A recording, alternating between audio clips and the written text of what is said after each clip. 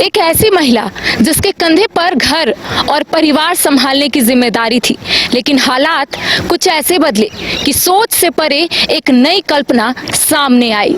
साल 2022 से ही झारखंड में काफी उथल पुथल देखने को मिला। कल्पना सोरेन के पति और उस वक्त के मुख्यमंत्री हेमंत सोरेन ईडी की रडार पर थे। लगातार बैठकों का दौर चल रहा था। कयास लगाए जा रहे थे कि या तो हेमंत सोरेन का इस्तीफा हो सकता है या उनकी सदस्यता रद्द हो सकती है। इन कयासों के बीच में एक नाम जो उभर कर सामने आ रहा था कि हेमंत नहीं तो कौन, और वो नाम था कल्पना सोरेन का। और जैसे ही कल्पना सोरेन के नाम की चर्चा होने लगी तो एक ऐसी सीट चाहिए थी जिस पे कल्पना सोरेन की जीत निश्चित हो, और वो सीट उभर कर सामने आई गांडी की सीट, जहां से उस वक्त के विधायक सरफराज अहमद ने इस्तीफा दे दिया।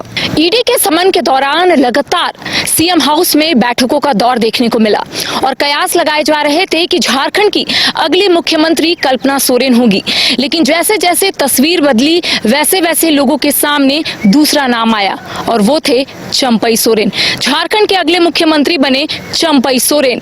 हेमंत सोरेन के जेल जाने के बाद अब इंडिया गठबंधन और जेएमएम को शिद्दत से एक ऐसे लीडर की तलाश थी जो गठबंधन को भी लीड कर सके और साथ ही पार्टी को भी लीड कर सके, और ऐसे में वो नेता बनकर उभरी कल्पना सोरेन। कल्पना सोरेन घर की दहलीज लांघकर अब सार्वजनिक जीवन में प्रवेश कर रही थी। एक राजनीतिज्ञ के रूप में उनकी पहली शुरुआत हुई गिरिडीह के मंच पर, जहां पर इंडिया गठबंधन के कई बड़े नेता मौजूद रहे, और वहां पर कल्पना सोरेन का उदय होता है एक राजनीतिज्ञ के तौर पर। पहली बार कल्पना सोरेन सार्वजनिक मंच पर अपनी बातों को साझा किया। उस वक्त इंडिया ब्लॉक के सभी नेता मौजूद थे। हालांकि उनकी आंख भर भर आई, हाथों में माइक, और उन्होंने सिर्फ यही सोचा कि आज मैं क्या बोलूं। जब जनता की ओर से एक आवाज आया कि जेल का ताला टूटेगा, हेमंत सोरेन छूटेगा, उसके बाद कल्पना सोरेन ने जो कहा वो आज तक पूरे झारखंड के लोग सुन रहे हैं। और उसी मंच से एक ऐसी कल्पना सामने आई जो कल्पना से अलग थी, और इस कल्पना ने झारखंड की सियासत में चमत्कार कर दिखाया। इस कल्पना ने देश की सियासत में भी अपनी पहचान बना ली, इंडिया गठबंधन के लीडर के रूप में भी और जेएमएम की एक सशक्त नेत्री के रूप में भी। तो ये थी कल्पना से भी आगे कल्पना।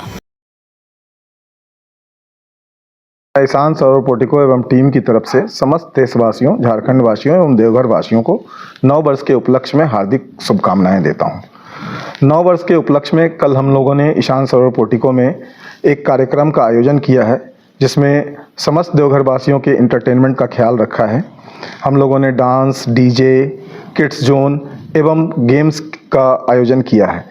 इस कार्यक्रम में 111 से अधिक व्यंजनों को परोसा जाएगा।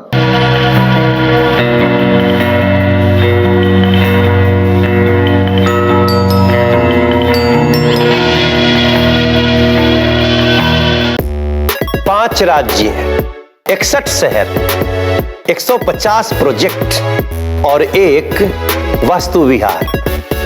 नई सोच, नया घर। बनाए रखिए अपना प्यार, सेवा में है वास्तु विहार।